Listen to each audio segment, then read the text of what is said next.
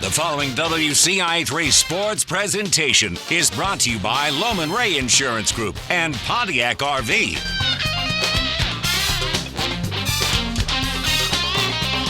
This is the Friday Football Fever Kickoff Show. Welcome to the Friday Football Fever Kickoff Show. I'm Bret Beherns alongside our standout sports team, Andy Olson and Brice Bement. We're devoting an entire show to high school football as the countdown to kickoff is on.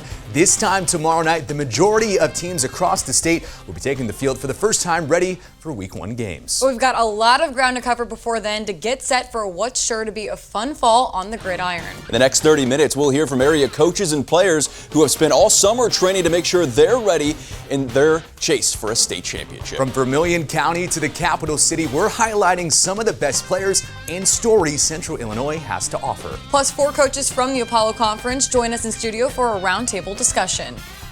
But we start with the place everyone wants to be, Andy, and this year that's Memorial Stadium in Champaign on Thanksgiving weekend. We had 2 teams play for state titles last November in Sacred Heart Griffin and Unity, but for the first time since 2007, no viewing area teams won it all. It was the 6th time Scott Hamilton's Rockets have finished runner-up in his nearly 3 decades leading the program. Placing 15 seniors, including starting quarterback Blake Kimball, is the top priority. The key players returning include running back Matt Brown and lineman Hunter Duncan. Hamilton says the key is focusing on the now. I know this, whether it's Prairie Central or St. Joe, Week 1, Week 2, I mean, they don't care what we did last year. Nobody does. And ultimately, that's kind of the page we have to turn to. Would it have been nice to got that one? Yeah, but it wouldn't have changed where we're at today. The Rockets open the season at Prairie Central tomorrow night. And just like the Rockets, the Cyclones also fell short in their bid for a state title. It would be a storybook ending if Sacred Heart Griffin can make it back to the final game with Hall of Fame coach Ken Leonard set to retire at the end of the season. I chat with the winningest coach in Illinois high school football history coming up. Leonard is one of the longest tenured coaches in the state, but there are plenty of new faces taking over programs for the first time, including at Gibson City, Melvin Sibley, where Chad Augsburger steps in for the retired Hall of Fame coach Mike Allen, who won back-to-back state titles with the Falcons. Another longtime assistant making the jump up, Mattoon's Jared Kimbrough. He'll join us as part of our roundtable. And in Oakwood, former Illinois State lineman Cameron Lee takes over after NFL stints with the Saints, Bengals, Bears, and Ravens. This was like a dream job for me. It was to be a part of the program that made me who I am, and this town made me who I am. So I just want to see it handled properly and done right by. So my goal is to just come out here and restore that energy, that juice, that excitement for Oakwood football. Another first-year coach is Fisher's Carrick McDonald, but the Bunnies won't play a varsity schedule this fall. Announcing earlier this month, they'll only field a JV team due to low turnout. Urbana is in the same position. The Tigers canceled varsity ball for the 3rd straight season, just a week after head coach Edmund Jones resigned. Former Danville standout Curtis Blandon Sr. is now leading the program on an interim basis. Urbana and Fisher's opponents can either find another team to play or take a forfeit win. A national helmet shortage is making it difficult for area coaches to even get their players on the field. Dozens of coaches from around the area have all told us they're dealing with the 2 biggest equipment suppliers, Riddell and Schutt, both not sending purchased helmets and refurbished equipment out in time for the season. Centennial head coach Kyle Jackson ordered 20 helmets months ago. He felt fortunate to get 12 in time for the first practice, but is still missing 8. Villa Grove coach Heath Wilson sent a tweet asking other area coaches for help after his order last November never showed up. That's when Maroa Forsyth Josh Jostis answered the call, selling 2 helmets to the Blue Devils. COVID still got some things messed up. Had a coach reach out, trying to get them some knee pads yesterday. Villa Grove needed a couple helmets. They're blue and gold, so that worked out. So happy to help out. I order my stuff in December and don't get it until May. So normally I'm going to get it about mid-March. Supply chain issues and the fallout from COVID-19 reasons to blame for the shortage. And from no helmets to no home field advantage, Central football is trying to play 1 game at McKinley Field next month instead of across town at Tommy Stewart Field at Centennial, where they normally play. An intergovernmental agreement has to be voted on and changed between the district and the city of Champaign to make it happen. It's been a point of contention for neighbors surrounding McKinley Field, who are worried about the noise, parking, and trash concerns. So much more to come on the Friday Football Fever Kickoff Show as we introduce you to one of the area's best returning players. A healthy fear of your opponents, still want to outwork everyone. All-State quarterback Max Lynch is back at Pana, ready to lead the Panthers on another deep postseason run. Plus, the 8-man game continues to grow across the state. We're checking in with two of the area's best teams, and also tonight. We talk about high school sports and how important it is, but life, and it comes at you fast. Football season kicking off, an exciting time for so many, but at Central A&M it comes with the heartache of knowing two of their classmates aren't there. Connor Rowcliffe and Keegan Verdon were both tragically killed in a car accident last month on their way to morning workouts. Friends Kingsley Heineman and Damian Smith also in the car. They are both at home recovering from their injuries. A big outpouring of support has helped the Central A&M communities grieve and heal during this difficult time. Raiders head coach Brent Weekly will always keep the memory of Connor and Keegan with him. So fun to be around. Great smile, so happy, and when you get between the lines, he was a competitive son of a gun. I had him in my weightlifting class as well, and he really didn't enjoy lifting early on, but this past summer, he started to get into it. We talked about, this is a season of healing. There are good days and bad days. We got some guys that are struggling, as they should be, losing friends and teammates for a long time. So it's been tough.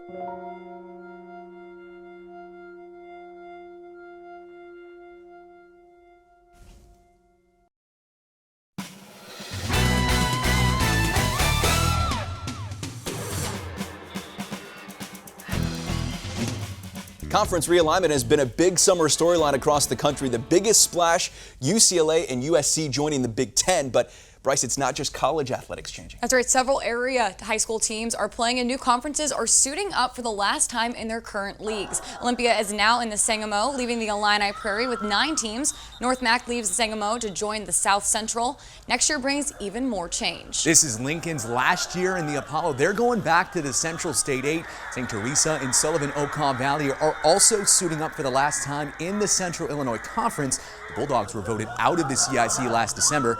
SOV is on its way to the Lincoln Prairie after withdrawing from the CIC. Several players returned to the field this season with high expectations. Leading the pack, 4-star recruit and Illinois commit Caden Fagan from Arthur Lovington Atwood Hammett. He's ready to leave his mark in his last time playing high school football with the Knights after rushing for more than 1,200 yards and scoring 24 TDs as a junior to go along with 99 tackles on defense. He's the highest rated Illini recruit since 2015. And Muhammad Seymour has a dynamic duo returning with quarterback Wyatt Baum and his top target Quentin Rogers. Both are looking for big seasons to help propel their recruitment. Baum finished with the most passing yards in the state last season with more than 3,100. And at Sacred Heart Griffin, D1 recruits Ty Lott and Keyshawn Singleton will team up to lead the Cyclones. Singleton committed to Air Force earlier this month. Lott had the second most passing yards a year ago, only behind Baum. These guys will likely factor into our Play of the Week award we'll hand out during the season. Look for our 3 nominees every Monday. A social media vote will determine our winner. They will announce on Tuesdays right here on WCIA 3. Another player to keep an eye on Payne is Max Lynch, and Andy, he's got his sights set on even bigger goals this season. Yeah, it's hard to top an all-state season at QB of all positions and his first full year under center. But for Lynch, this season has less to do with his personal game and more with that number of wins in the Panthers' W column. One of just 3 juniors selected to the 2A All-State team a season ago, Panther quarterback Max Lynch isn't overly concerned with making it back-to-back. I stayed in my head for about 2 weeks maybe, but that loss to Nashville stuck with me a lot longer than that. The number 2 seeded and undefeated Panthers were bounced from the playoffs in the quarterfinals by a Hornet squad that went on to the state title game. With a sour taste left in his mouth, the dual-threat QB went to work in the offseason, adding 10 pounds while running a personal best 4.7-second 40-yard dash. Pretty much every day after school, we come out here, throw some routes. A lot more faster, stronger. It's paying off. I think the confidence is high seeing all the players return, the guys I've played with my entire life, but it's still good to have a healthy fear of your opponents. Still want to outwork everyone. Lynch's 2021 was equally impressive through the air and on the ground, throwing for more than 1,500 yards and 19 passing touchdowns. But the run game is where he showed his athleticism, rushing for over 1,300 yards and 20 more touchdowns, single-season school records for both. You could just tell Max in JFL was the guy. You always want to put your best athlete as quarterback, get him the ball every play and let him make plays. Great leader. Doesn't get overly emotional about anything, and so very level-headed and just makes great plays for us. I always want the healthy fear to overweigh that feeling of accomplishment, because once you feel accomplished, you don't start working. Lynch is the 3rd Payne player in 3 years to be named to the All-State team and only 5th all-time for the Panther program. The 8-man game continues to grow across the state. 29 schools are fielding teams this fall, 5 more than last season. They're now also divided into Central, North, and South divisions. Milford Cissna Park continues to be the area's most consistent squad after winning the inaugural state 8-man title back in 2018. Polo has won the past 2 state championships in the separate state series that's not associated with the IHSA. This will be the St. Thomas More's 3rd season playing 8-man football. It's been a welcome sight for both the Sabres and Bearcats from MCP. And I've played both of them, but hey man, I feel like you just have to be closer as a team. You really have to be bought in with your team program. It's really good for our kids, our community. It's really about the only way we can have football now, and our kids couldn't be any more proud to be a part of it. And I mean, it's been a real game changer for our communities, and it's an awesome thing for our kids. And we're once again featuring some of the area's best high school students with the return of our Athlete of the Week. We'll honor more than 30 weekly winners before selecting one boy and one girl to take home an end-of-the-year scholarship. To fill out the short nomination form to get in the running for Athlete of the Week, head to our website, WCIA.com. We welcome in 4 Apollo Conference coaches to our studio next for a roundtable discussion. Plus, a decision by IHSA leaders means most non-boundaried schools won't face a multiplier in football once again this season. More on how that impacts the playoff picture as the Friday Football Fever kickoff show continues.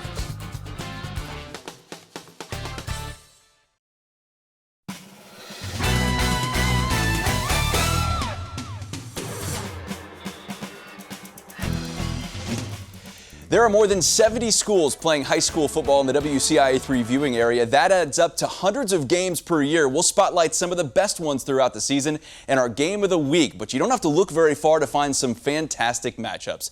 These are all in week 1. The Cola Wars back again with Tuscola hosting the Purple Riders tomorrow night. The last Leonard Bowl will have a special feel to it and a lot of eyes on it in Springfield. And 2 great games involving Apollo teams. Muhammad Seymour gets another crack at Morton after the Potters knocked them out of the playoffs last year in the quarterfinals. And speaking of revenge, Effingham looking for just that against St. Teresa after losing to the Bulldogs last season. We are pleased to be joined now by 4 of the 7 Apollo head coaches: Muhammad Seymour's John Atkins, Effingham's Brett Hefner, Charleston's Jerry Payne, and the new man in the conference, Mattoon's Jared Kimbrough. Guys, thanks for your time being here today.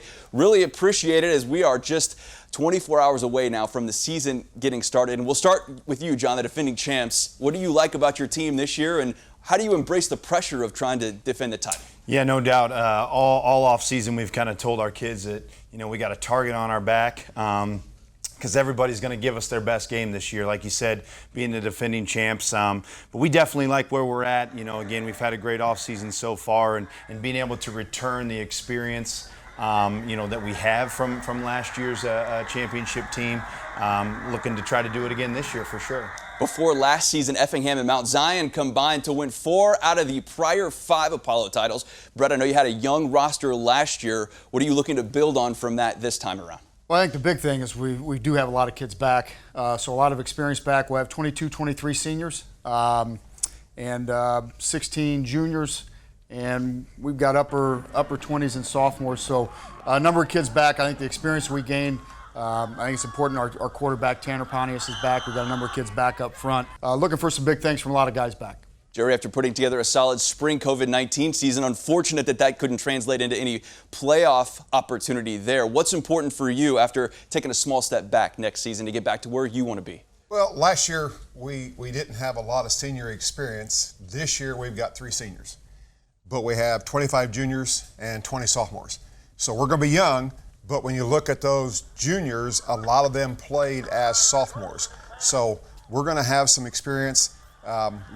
We've been working on competing. We tell our guys, compete. We got to look for that first game, and that's kind of where we're at. You're new to the conference, so to speak, at least as a head coach, Jared, but you're no stranger to playing in the Apollo, and you're a longtime assistant under Troy Johnson. How do you embrace that into your own program? What do you want to bring? I'd say one of the things I bring is just a little bit more intensity to practice. I expect things to be done a certain way, and I try to hold the kids accountable to that. Up to this point, they've done a fantastic job with that, and we're looking for some big things this season. I can't wait for Friday night. It's going to be here, and it's going to be fun, a fun 9-week stretch. You guys have been around the game for a long time, a lot of combined experience. But, Jerry, how have you seen the game change here, maybe in the last 5 years? I know COVID played a part in that, but low participation numbers, COVID. I know all of you guys are fighting to get kids out for the game. As a whole, where is the game at in your eyes, and where do you see it going, more importantly? You know, I think most schools are going to be able to hang on. I know we got a school here recently that said they aren't going to play any varsity games. That's kind of tough to see that. But we stayed about the same in Charleston. For us personally, I mean, we've seen at Muhammad Seymour now that kind of the success breeds success. You know, our numbers in our youth program are the highest they've ever been. You know, we're going to be able to field all 4 teams individually. I think they said over 110, you know, kids out for the MSYF this year. So again, I think because of the success that our team had last year and everything that we've been building for is that trickle-down effect, and little kids are not only seeing it on Friday nights, but now wanting to go do it on Saturdays. How do you guys feel about youth football? It seems to get younger and younger all the time playing tackle football. Is that needed, or are you okay with kids playing other sports and maybe not starting until junior high? I'm a huge fan of playing multiple sports. You've got to. That's how you develop athletes. But at the same time, I tell our youth coaches, I don't care what you run, just make them love the game, because that's what keeps them playing as they get older. Gentlemen, thanks so much for your time. You can watch our full conversation on our website, WCIA.com. It's our final timeout, and it's the end of an era. And you just go year to year and try to be the best you can be, and it's been a real pleasure. The state's all-time winningest coach ready for his final fall on the sidelines. Here from Ken Leonard on a legendary career that he's hoping will end at Memorial Stadium Thanksgiving weekend. But the future of the state championships in Champaign is in question. All that and more straight ahead as the Friday Football Fever kickoff show continues.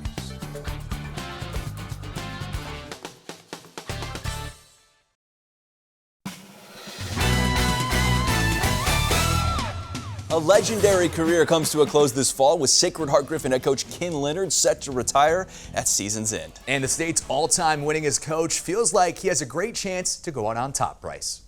Leonard told me this season is all about his players and trying to make a return trip to state after finishing runner-up a year ago. And for the state's all-time winningest, 4+ decades of coaching hasn't felt like work.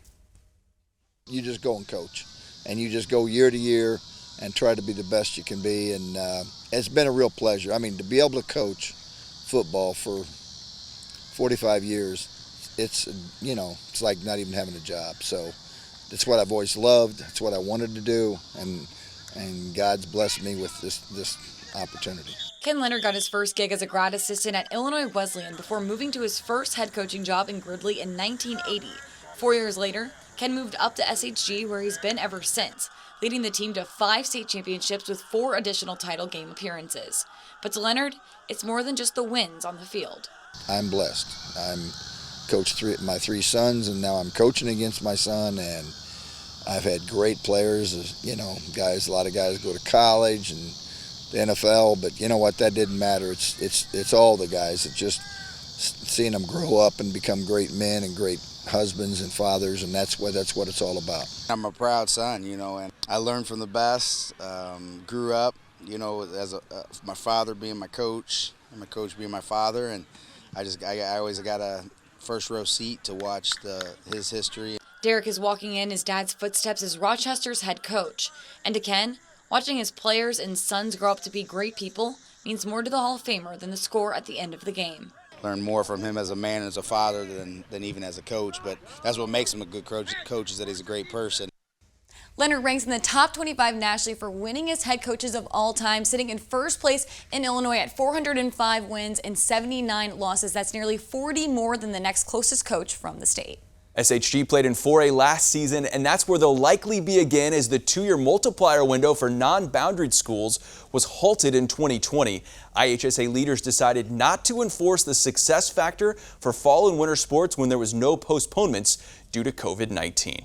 And this is the last year under the current contract for Memorial Stadium to host the state championships. The 8 games on Thanksgiving weekend have rotated every year between Champaign and DeKalb's Husky Stadium since 2013. But the deal with the IHSA expires after this year's finals. In the new bid process, the IHSA wants a continuous host for 5 years, not alternating venues like it is now. That's a problem for the U of I since it hosts Northwestern every other year in Champaign. But Athletic Director Josh Whitman says they will submit a bid. Every expectation to continue to be that host. It's not something that we take for granted, and so we'll put forward a competitive bid excited to engage with the leadership from the IHSAA and hopefully create a new opportunity for that to continue to occur in the years ahead. U of I last hosted the finals back in 2018 when both Gibson City, Melvin Sibley, and Monticello took home title trophies. U of I has hosted the state's coaches clinic for decades, and a big part of that weekend every spring is inducting new Hall of Fame coaches. There's now a permanent place to honor the people who have left a lasting legacy with the Illinois High School Football Coaches Association Hall of Fame Plaza. It's on the west side of the Irwin Indoor Practice Facility. Every name in the Hall of Fame dating back to 1977 is on yearly plaques, including retired Metamora coach Pat Ryan, who now works as the Illinois Football Director of High School Relations. Smith Center was built, then the wall was taken down essentially. Okay. So it was just kind of in limbo, I guess. So when Coach B got here, we started approaching him about the fact that, you know, what would be the plan to hopefully get that wall back up, because it meant a lot to a lot of high school coaches, and Coach B was all about it. Next thing you know, the wheels are turning, and we have the plaza as it is today. There's also an area in the Great West Hall of Memorial Stadium with all the helmets of the 8 state champion teams highlighting their accomplishments from the previous season. We're partnering with the Eastern Illinois Food Bank once again this season, collecting money to help feed people in need throughout the WCIA 3 viewing area. We'll collect monetary donations at our Spotlight Game of the Week throughout the fall. Our first stop, the Cola Wars, tomorrow night with Tuscola hosting rival Arcola. Can't wait for that one. And that's going to do it for the Friday Football Fever Kickoff Show. For Andy Olson and Brice Bement and all of us here at WCIA 3, I'm Bret Beherns. Enjoy the season, and we'll see you right back here tomorrow night for our very first Friday Football Fever. Good night. This has been the Friday Football Fever Kickoff Show, sponsored by Loman Ray Insurance Group and Pontiac RV.